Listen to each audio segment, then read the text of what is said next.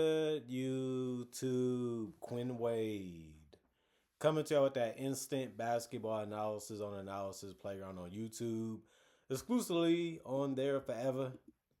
And we got a good one again. The Timberwolves beat the Clippers with an Anthony Edwards 3, 94-88.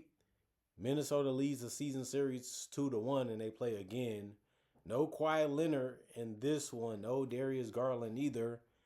But they still gave them a good challenge. 27-31 is the Clippers' record. They also 14-13 at home. The Timberwolves are 37-23, really good record, and 17-12 on the road. Minnesota won the first quarter 29-27. They won the second quarter 15-11. That wasn't the greatest quarter ever. But the Clippers did storm back with a 30-19 third quarter. But the Timberwolves answered it the right way with a 31-20 fourth quarter. Julius Randle has not been good. I don't know what's going on with him. Same shots. He's just not getting the results that he usually does get. 32 minutes for him, 4 points, 1 of 10 from the field, 0 of 3 from the three-point line, 2 of 2 from the free throw line, 3 rebounds, 6 assists. That ended up being the most on the team. He also had 2 turnovers, 1 offensive rebound, 3 personal fouls, and was a +5 and plus minus. He was just bad. He couldn't make a shot out there at all. Jaden McDaniels shot decently. He went and played 32 minutes too. He got 12 points and went 5 of 10 from the field. He misses only 3. He also went 2 of 2 from the free throw line. He had 7 rebounds, 2 assists, 1 turnover, and 3 steals. The 3 steals ended up being the most on the team. He also had 1 offensive rebound, 4 personal fouls, and was a -1 and plus minus. He scored the shots that was open, and that's what you have to do when you're in his position. Besides that 3 that he missed, other than that, he helped on the boards and he scored efficiently. Rudy Gobert played 35 minutes and only had 3 points because he made a shot near the basket and also went 1 of 4 from the free throw line. Still had 13 boards and 3 blocks. That's mainly what you want him out there for, but obviously he didn't score in the paint enough. But you got to give credit to the Clippers defense too a little bit on that. He did have 1 assist and 2 turnovers, 2 offensive boards, 3 personal fouls, and was a -2 and plus minus. Dante DiVincenzo, 31 minutes. He got some easy baskets too, like transition opportunities. And he went 4 of 9 from 3, 2 of 2 from the free throw line. Finished 6 of 13 from the field with 18 points. You would take that.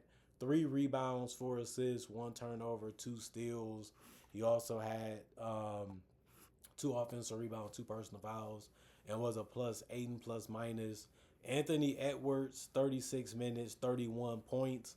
That ended up being the most on the team, which was really good because he needed to step up against the Clippers because they should have won this game, and they're going to have to use Anthony Edwards as much as they can to get it, which they did because he took 24 shots and made 12 of them, so that's good. He also went 2 of 6 from 3, 5 of 6 from the free throw line. He ended up having 3 rebounds, 5 assists, 3 turnovers, and a steal. He also had 2 personal fouls and was a -2 and plus minus. Nas Reed, 29 minutes. That ended up being the most off the bench. He ended up getting 11 points. He was able to attack the basket. He also went 5 of 10 from the field, missed every single 3, 0 of 2 from 3, 1 of 2 from the free throw line. He had 7 boards. That was the most off the bench. That was great. He also had 1 turnover, 1 steal, and 2 blocks. 2 blocks was the most off the bench, and 1 steal was tied for the most off the bench. He also had 1 offensive board, 2 personal foul, was a +7 and plus minus. Mike Conley had 3 minutes, but he missed his only shot, which was a 3. Still got a rebound and had no turnovers, and the personal foul was a -4 and plus minus. Ayu Dosunmu played 23 minutes, had a floater going, was able to knock down some perimeter shots, was able to get to the basket and have 12 points and 5 and 9 shooting from the field. Made a 3, made a free throw, had 2 boards, had an assist, had a steal. He had only 1 turnover, had no personal foul, and was a +9 and plus minus. Terrence Shannon Jr. had played 4 minutes. He didn't score a basket because he didn't attempt any shots, but he did get a turnover and had 2 personal fouls. That's a lot in 4 minutes, but it happened. He also had a 0 and plus minus. And Bones Highland, he shot a couple of shots, but only made 1 of them. He went 1 of 3 from 3 and 1 of 5 from the field. 2 rebounds, 4 assists. The 4 assists was the most off the bench.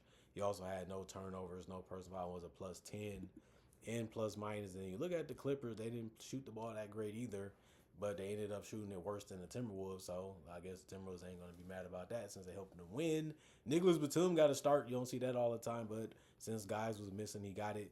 He played 26 minutes. He only took one shot, which was a three, and he missed it, but he still got 6 boards, 3 assists, and a steal. And he also had one turnover, and a personal foul was a +7 and plus minus. Derrick Jones Jr., 32 minutes, 18 points. He went 7 of 11 from the field, 1 of 2 from 3, 3 of 5 from the free throw line. He had 1 rebound, 1 assist, 1 turnover, 1 steal, and 2 blocks. The 2 blocks was the most on the team.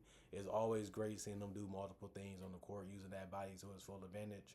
And he did that whether he was scoring or defending or even just attacking.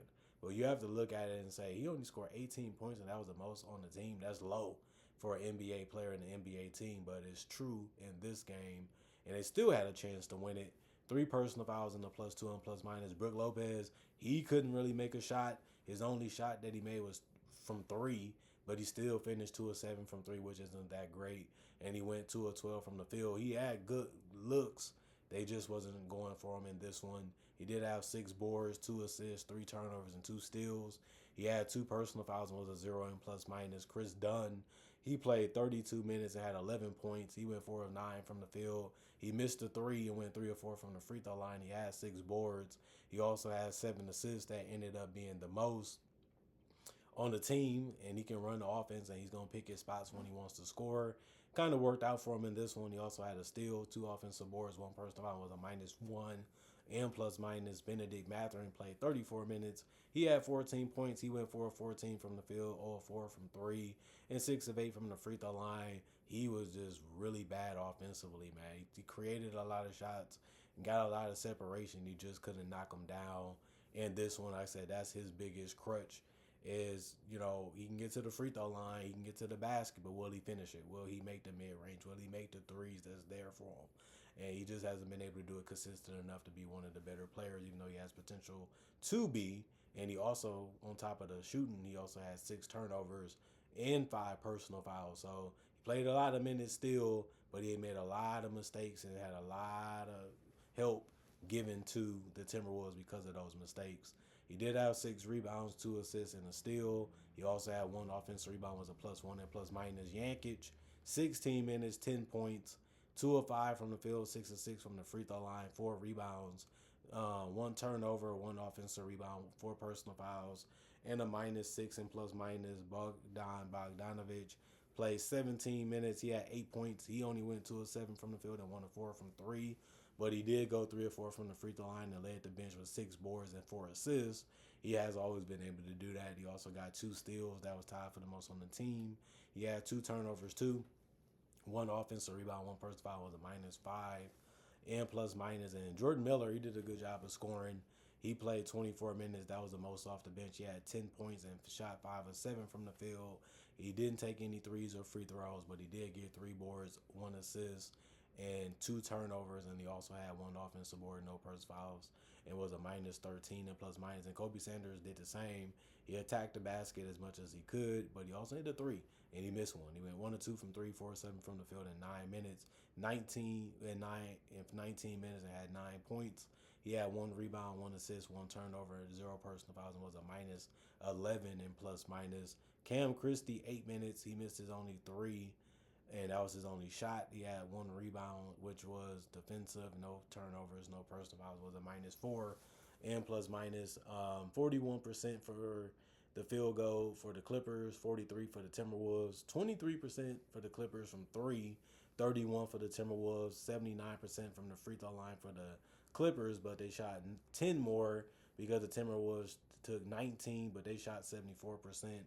And then 40 rebounds for the Clippers, 41 for the Timberwolves, 21 assists for the Clippers, 23 for the Timberwolves, 18 turnovers for the Clippers, 12 for the Timberwolves. Both teams had 8 steals, 2 blocks for the Clippers, 5 for the Timberwolves, 6 offensive rebounds, 7 for the Timberwolves, 34 defensive rebounds. Both teams had that. 17 personal fouls for the Clippers, 19 for the Timberwolves. And as poorly as the Clippers played, they was right where they needed to be able to win the game. Couldn't make enough stops. Couldn't get enough shots to fall either. And then obviously the stars for the Timberwolves stepped up when it mattered the most. And that's usually how basketball goes in the NBA. You know, you're gonna ride your franchise players as much as you can, just like you do in high school, just like you do in college, because they're gonna give you the best chance of scoring and the best chance of getting stops if they're really competitive. And it worked enough against this Clipper team. They were taking some tough shots throughout the entire game. You can say they settled a little bit too in this game, but they still got in the game and they still had a chance to win it. And with the guys they had missing, you happy with that, but you also needed the win too, and they didn't get that, so that's the part that sucks. But at the same time, the Wolves, they wanted it, they got it. They didn't do it the easiest way. They made it a lot harder on themselves, but you're going against a team that's prideful still, and they still want to go out there and play and do their best and have a chance to win. So you still got to get the job done by beating them and stopping them. And the Timberwolves did that enough to get the win tonight, so they should be happy about that. Other than that, comment, like, subscribe, share, hit that notification bell to get the analysis when it first come out. Y'all stay blessed up. Y'all stay good. Peace. And I'll see y'all later today, hopefully with more analysis.